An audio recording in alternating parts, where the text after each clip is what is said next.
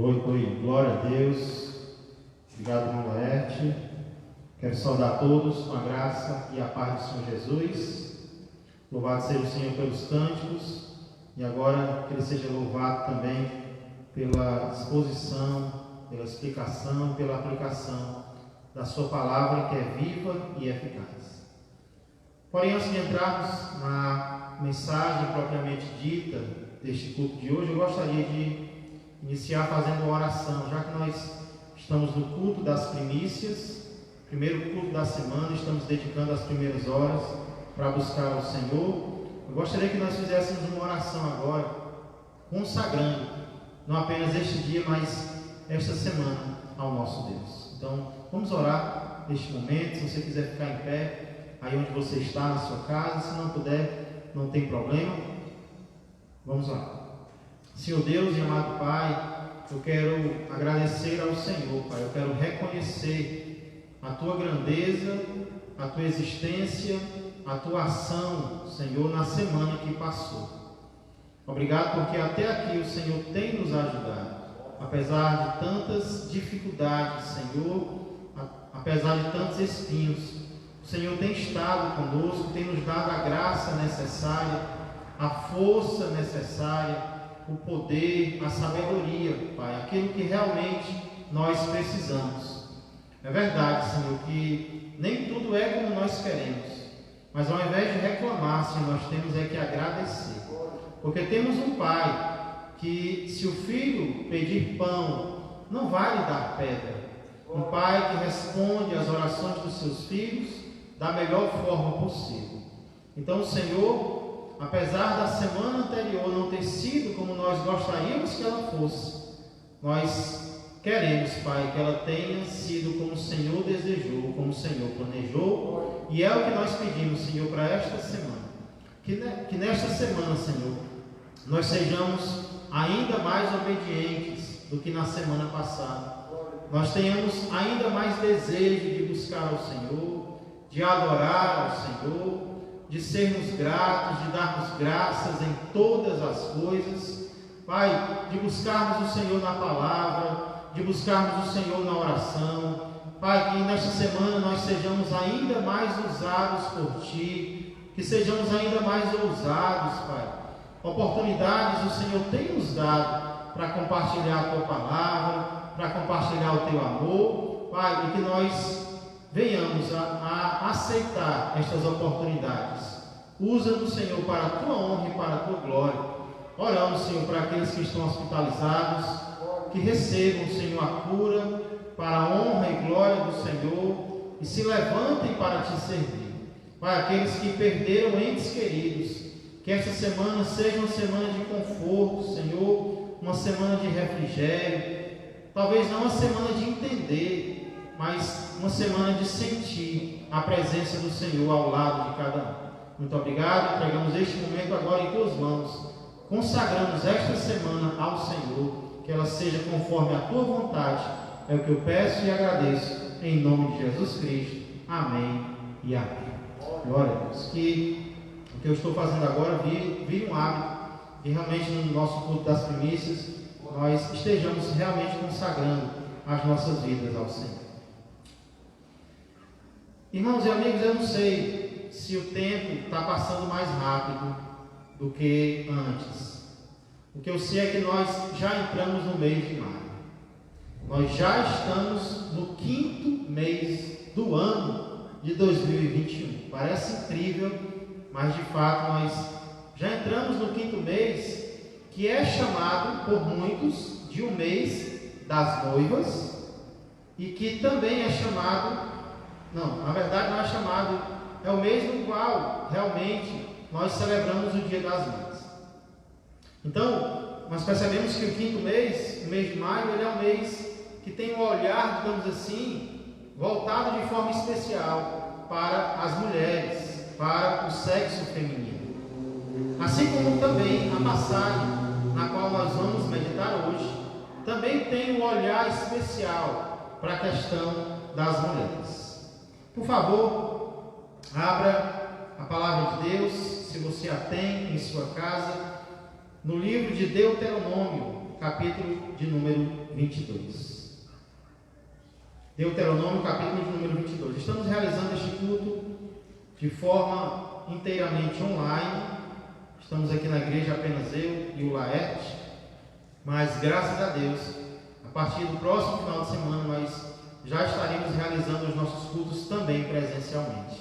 O decreto estadual aqui liberou os cultos presenciais também ao final de semana, já havia liberado de segunda a sexta, e agora também aos finais de semana. Então, no próximo domingo, que é o Dia das Mães, nós estaremos celebrando também a ceia do Senhor, não apenas de forma online, para aqueles que não puderem estar aqui, vão poder acompanhar de forma online, mas também para aqueles que puderem de forma presencial.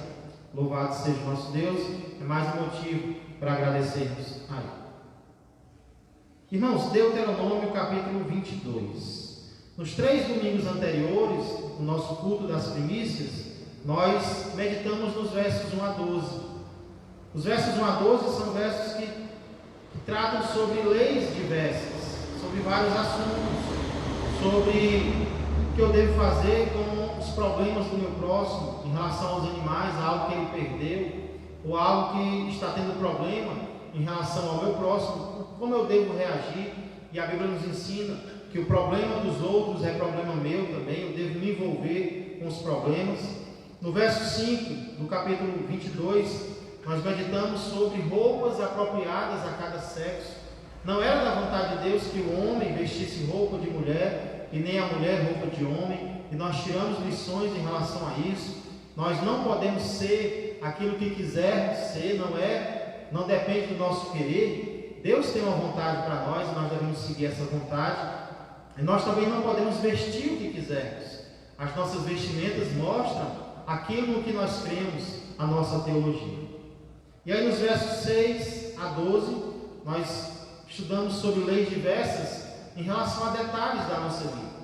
Nós vimos que Deus não se preocupa apenas com o que nós fazemos no templo. Claro, Deus se importa com o que fazemos no templo quando nos reunimos para adorar Ele, mas Deus se importa também com os detalhes da nossa vida quando nós não estamos no templo. E essas leis de Deuteronômio 22, 6 a 12 falam sobre isso. Falam sobre um animal que fosse encontrado no caminho, fala sobre o parapeito que precisava ser construído, fala sobre semear, sobre arar, sobre se vestir.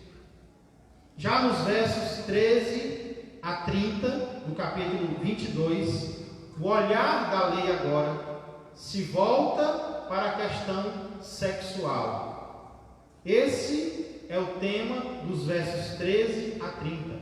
A questão sexual, especialmente em relação às mulheres. Isso é algo muito interessante e que nos mostra um pouco da visão bíblica acerca do sexo, especialmente em relação ao sexo feminino. Então, os versos 13 a 30 vão falar sobre isso, mas hoje nós vamos meditar apenas nos versos 13 a 21. Se Deus permitir, no próximo domingo nós vamos dar continuidade. São assuntos semelhantes, mas também um pouco diferentes. Então, nos versos 13 a 21, nós encontramos leis que tratam sobre um homem, preste atenção, um homem que decidisse acusar a sua mulher, a sua recém-mulher, casada recentemente, de não ter casado com ele virgem. Preste atenção na acusação que era feita, existe lei sobre isso. Um homem recém-casado decidia acusar a sua mulher de não ter casado com ele virgem. E essa acusação, ou ela era verdadeira, ou ela era falsa. Mas para cada caso havia consequências. Ele a acusava de não ter casado com ele virgem. E caso essa acusação fosse falsa, traria consequências para ele. E se essa acusação fosse verdadeira, traria consequências para ela. Então nós vamos ver o que deveria acontecer em cada caso, tanto se a acusação fosse verdadeira como falsa, como também que lições nós podemos tirar de tudo isso. Obrigado, Laerte. Vamos então ver em primeiro lugar o que deveria acontecer quando uma esposa fosse falsamente acusada de não ter casado virgem. Irmãos, isso tem lições para as nossas vidas, tá bom? Então vamos ver o que deveria acontecer quando uma mulher fosse falsamente acusada de não ter casado virgem. Versos 13 e 14. Deuteronômio 22, 13 e 14 diz assim: se um homem casar com uma mulher e depois de coabitar com ela, depois de ter relações com ela, a aborrecer e lhe atribuir atos vergonhosos e contra ela divulgar má fama, dizendo: casei com esta mulher e me cheguei a ela, porém não a achei virgem. O texto vai continuar, mas preste atenção. Esses versos falam sobre um homem que acabou de casar com uma mulher e após ter relações com ela, a aborrece, ou seja, não quer mais, decide se separar dessa mulher. Casou, teve relações, teve intimidade com ela, e aí ele decide que não quer mais a mulher, decide que quer se separar dela. O problema maior não é esse. O problema maior não é esse, não é o homem querer mais a mulher, não é se separar dela, porque, pelo que me parece, isso era até comum nos tempos bíblicos. Quando chegarmos no capítulo 24, nós vamos falar mais sobre isso. Mas o problema maior não é esse. O problema maior é a justificativa que ele dá para se separar da sua mulher. Ele atribui a ela atos vergonhosos e diz que ela não casou com ele virgem. Olha a importância da virgindade aqui na cultura bíblica. A gente vai falar mais sobre isso. Eu quero deixar as lições mais para o final, tá bom? Então, entendendo aqui o caso, um homem casou com a mulher, da parte do homem, ele diz que ele aborrece, ele não quer mais, e a justificativa que ele dá é que eu não a encontrei virgem, eu fui ter relações com ela e ela não era mais virgem, ok? Versos 15 a 17, vamos ver o procedimento do caso. Então, verso 15, o pai da moça e a sua mãe tomarão as provas da virgindade da moça e as levarão aos anciãos da cidade à porta. O pai da moça dirá aos anciãos: dei minha filha por mulher a este homem. Porém ele a aborreceu, ele a detestou. E eis que ele atribuiu atos vergonhosos, dizendo: não achei virgem a tua filha. Todavia, eis aqui as provas da virgindade de minha filha. E estenderão a roupa dela diante dos anciãos da cidade. Irmãos, aqui nós vemos que apesar dessa mulher não ter um homem que a ame, apesar desta mulher não ter um marido que a ame, ela tem família. Ela tem pai e ela tem mãe. E são o pai e a mãe, ou na ausência destes, um parente próximo, um irmão, que vão até os anciãos da cidade, levando as provas da virgindade dela. Ela foi acusada de ter saído da casa do pai não virgem. Então, os familiares agora são responsáveis pela defesa desta jovem desamparada, não amada, não respeitada pelo seu próprio marido. Ela não tem marido, mas ela tem pai, ela tem mãe, ela tem família. Então eles levam a prova da virgindade dela até os anciãos à porta. Quando chega lá, o pai abre a boca e diz: eu dei minha filha para esse homem. Para não dizer outra coisa, ele chama o marido dela de homem, né? Talvez a vontade dele era chamar de outra coisa. Mas ele atribuiu a ela atos vergonhosos e diz que ela não casou virgem. Aí nesse momento o pai mostrava a prova ou as provas da virgindade da filha. Que provas eram estas? Provavelmente, irmãos, na verdade o texto até diz a roupa dela. Provavelmente a colcha da cama ou o lençol da noite de núpcias molhado, manchado de sangue. Essa seria a prova. As famílias, inclusive, costumavam guardar as roupas da noite de núpcias como prova, porque Porque alguns homens tinham a ousadia de, depois de tudo, depois de consumado o ato íntimo entre o casal, acusar a mulher de não ser virgem e aí poder se separar dela sem problema nenhum, sem ter até que indenizar a família. Porque em alguns casos a família é indenizada com o divórcio, mas se ela tivesse culpa, a família não era indenizada. Então muitos homens usavam, infelizmente, disso para poderem se safar financeiramente de um divórcio.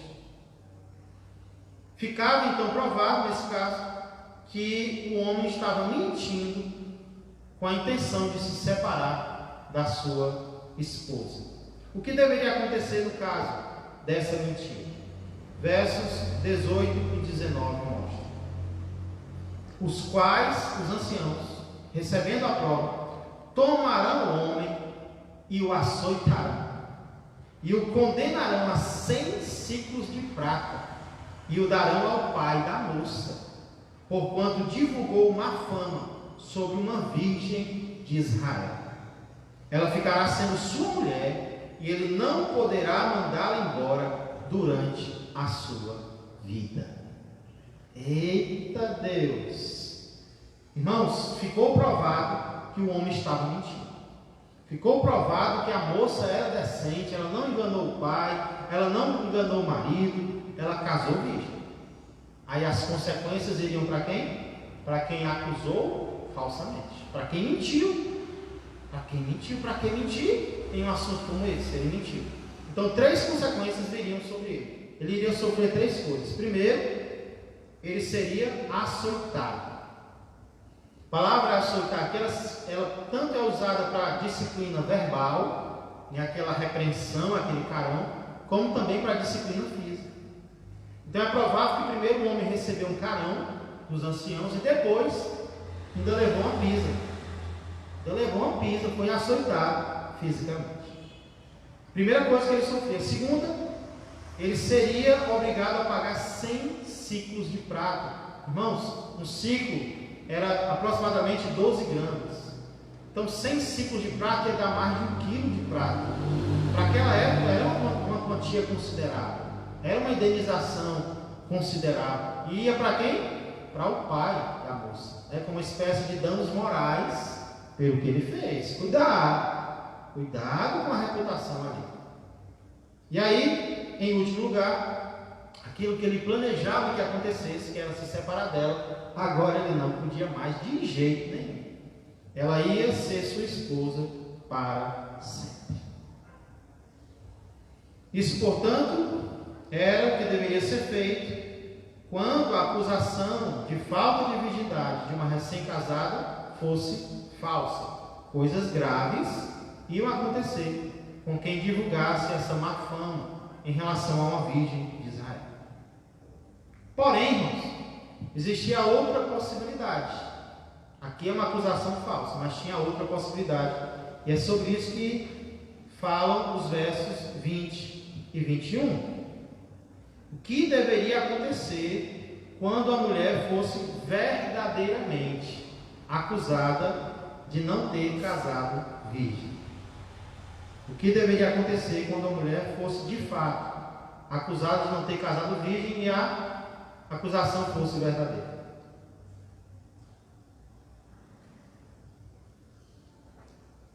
Vamos ver os versos 20 e 21. Porém, se isto for verdade, que não se achou na moça a virgindade, então a levarão à porta da casa de seu pai, e os homens de sua cidade a apedrejarão até que morra, pois fez loucura em Israel, prostituindo-se na casa de seu pai. Assim eliminarás o mal do meio de ti. Os versos posteriores vão continuar falando sobre a proteção da sexualidade feminina, mas a gente vai falar sobre isso, se Deus quiser, no próximo domingo.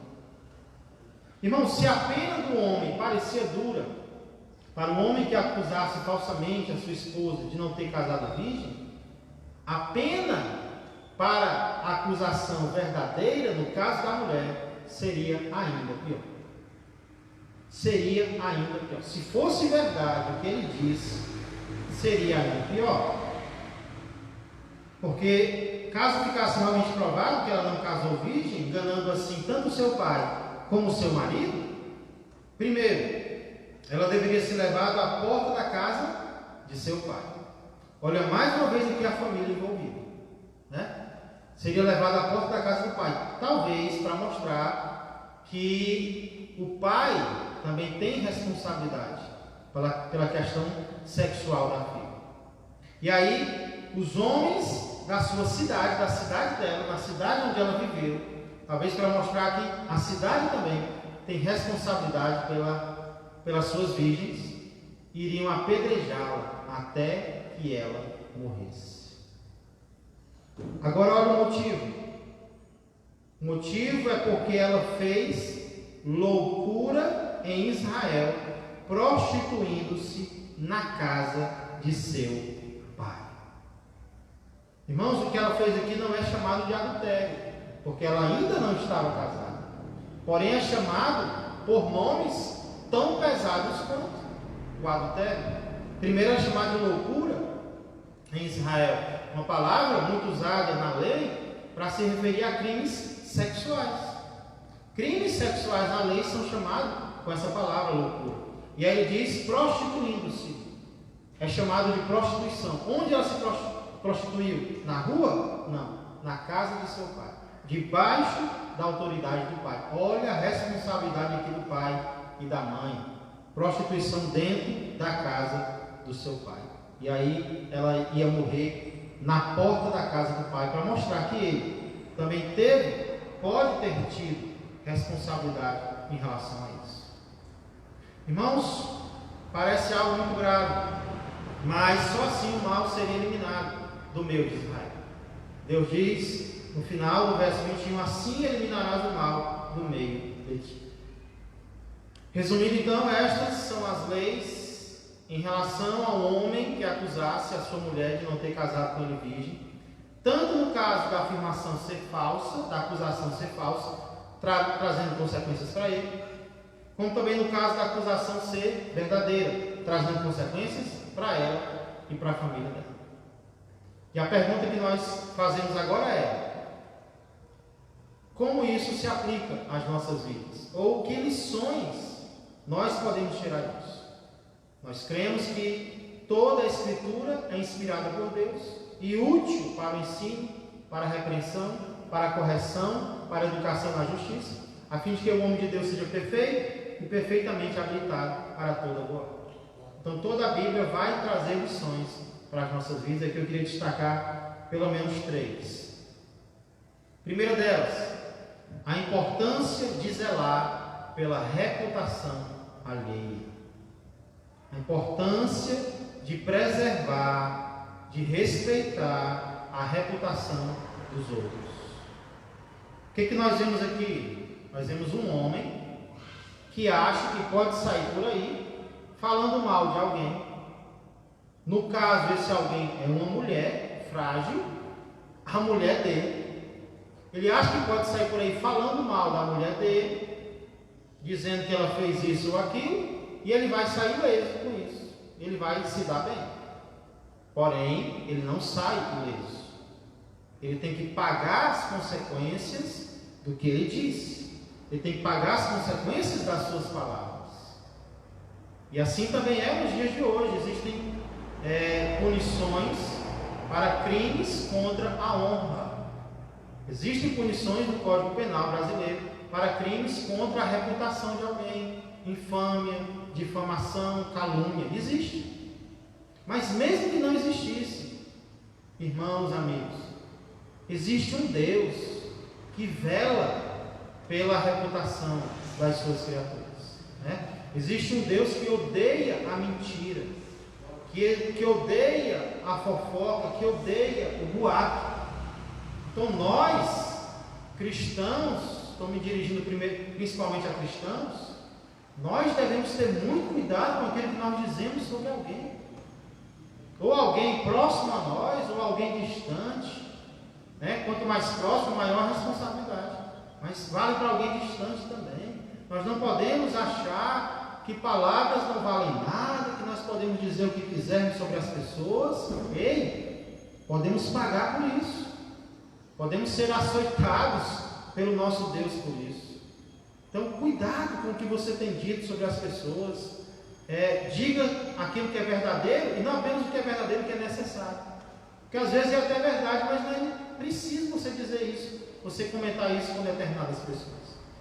Então tenhamos muito cuidado com isso, porque mesmo independente das leis humanas que protegem a reputação uns dos outros nas redes sociais, nós vemos muito isso, né? Pessoas difamando outras. Temos que ter cuidado. Se você já cometeu esse erro, agradeça a Deus a misericórdia e procure não fazer mais isso daqui para frente. Ter mais cuidado daqui para frente com o que você fala em relação a alguém.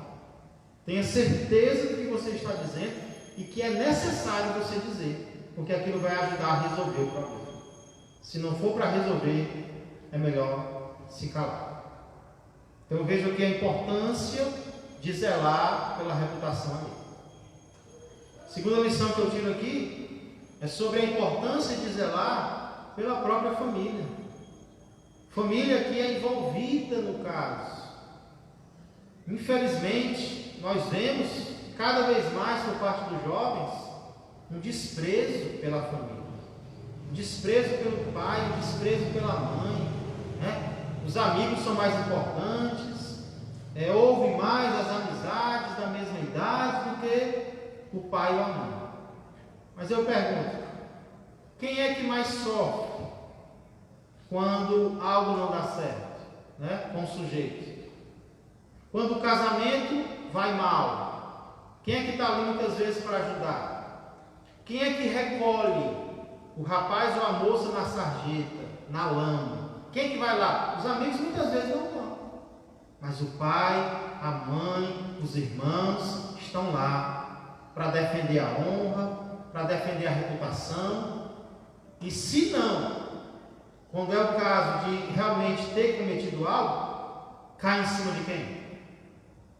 A culpa, a dor, cai em cima do pai, cai em cima da mãe.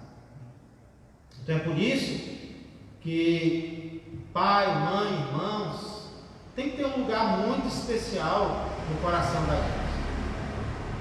E seria bom se nós entendêssemos isso antes de casar, ainda na casa deles, porque às vezes nós só entendemos depois que casamos, né? Vemos o quão difícil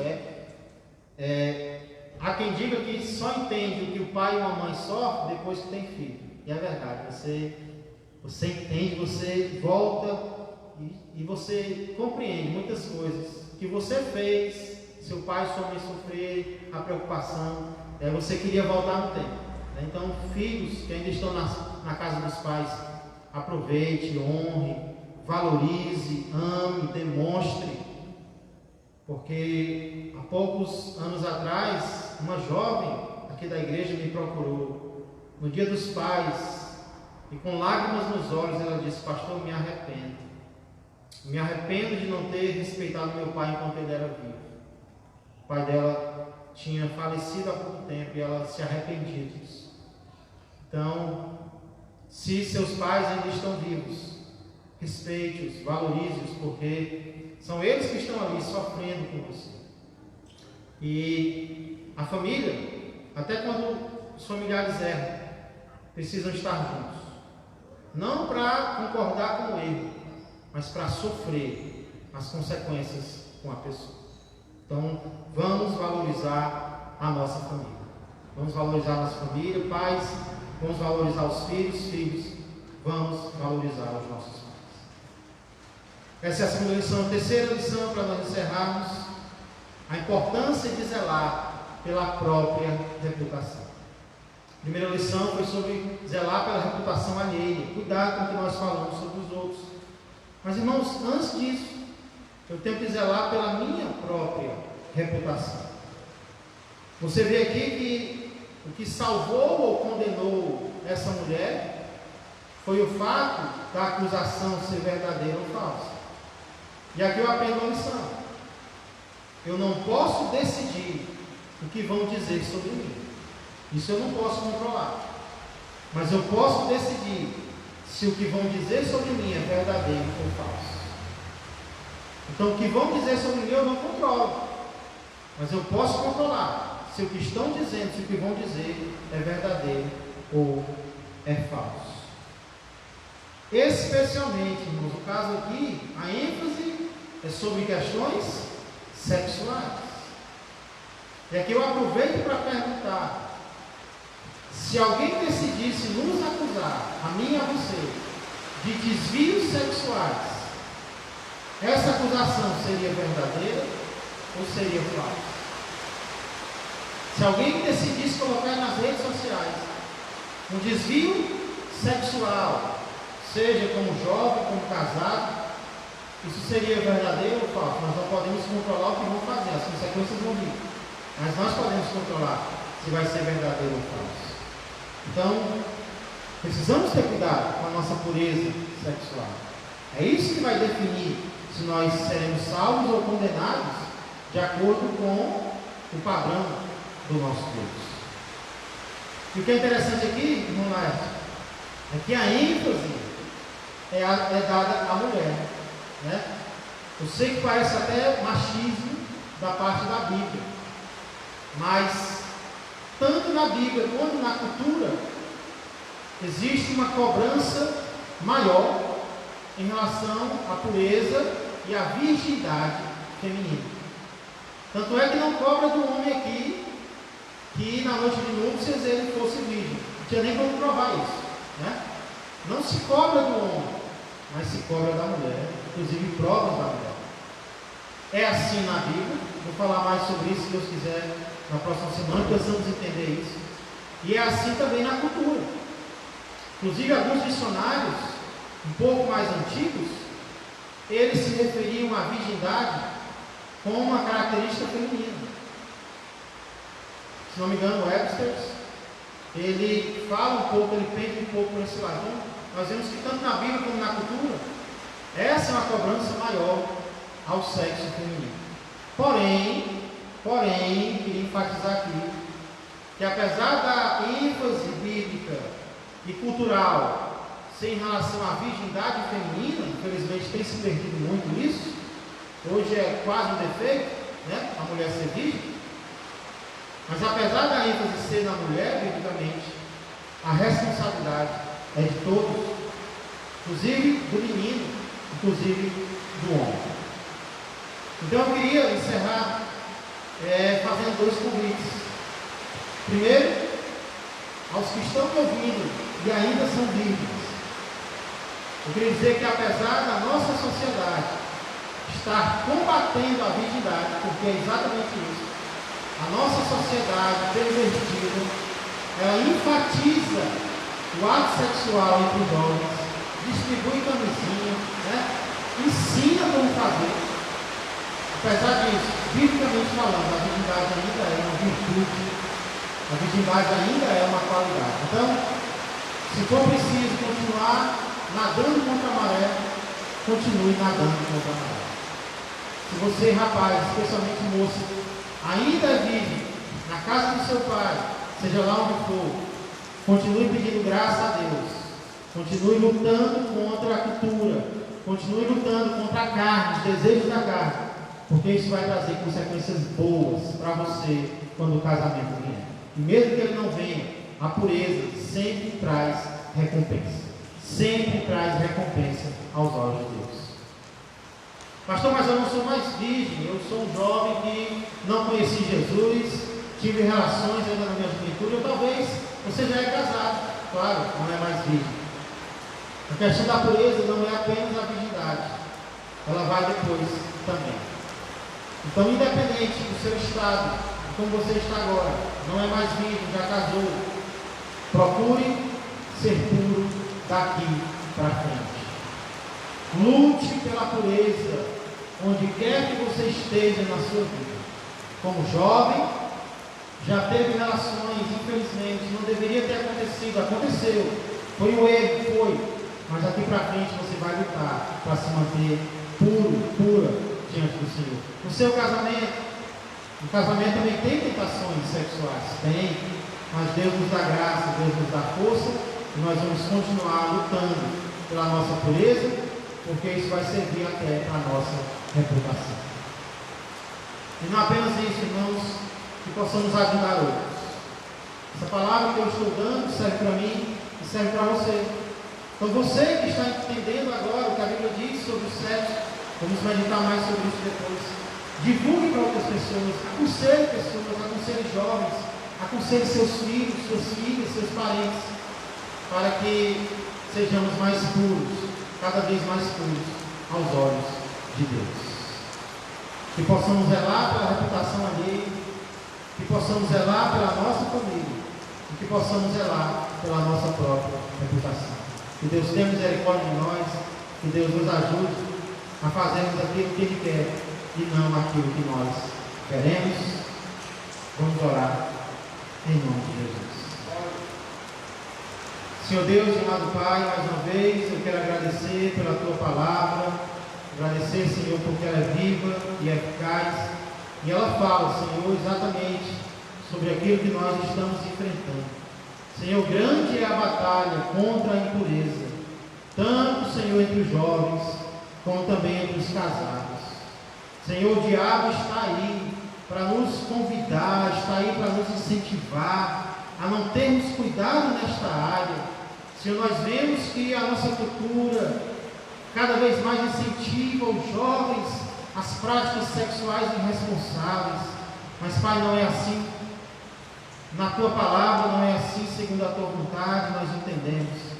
Senhor, eu sei que todos nós já cometemos erros, mas nós não queremos permanecer no erro, Pai. Ajuda-nos, tem misericórdia de nós, dá-nos força, tanto para zelarmos pela nossa reputação, como também para ajudarmos, Senhor, aqueles, Senhor, que estão ao nosso redor, nossos filhos, nossos parentes, nossos irmãos em Cristo, nossos alunos, Senhor.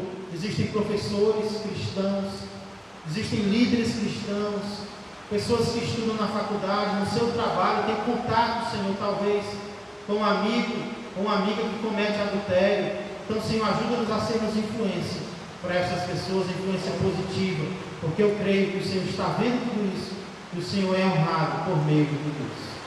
Obrigado por este dia, obrigado por estas chuvas que estão caindo, Senhor, sobre a nossa região. Dá-nos chuvas também, Senhor, espirituais. Faz chover, Senhor, sobre os nossos corações, sobre a nossa cidade, estado e país, sobre o nosso mundo. Repreende, Senhor, o Covid, mas repreende principalmente, Senhor, a maldade. Repreende, Senhor, a frieza espiritual. Converte corações a Ti, a começar pelos nossos. Pregamos o restante deste dia em Tuas mãos, os cultos que nós ainda teremos, Senhor. Contamos com a Tua graça, porque o nosso objetivo é Te agradar. Obrigado pela Tua misericórdia nas nossas vidas. Não merecemos nada, nós queremos Te entregar tudo. Em nome de Jesus, é que eu peço e agradeço. Amém e amém. Que a graça do Senhor, que o amor do Pai e que a comunhão do Espírito Santo permaneçam e cresçam mais e mais na vida e na família de todos nós. Um ótimo dia a todos. Que Deus os abençoe.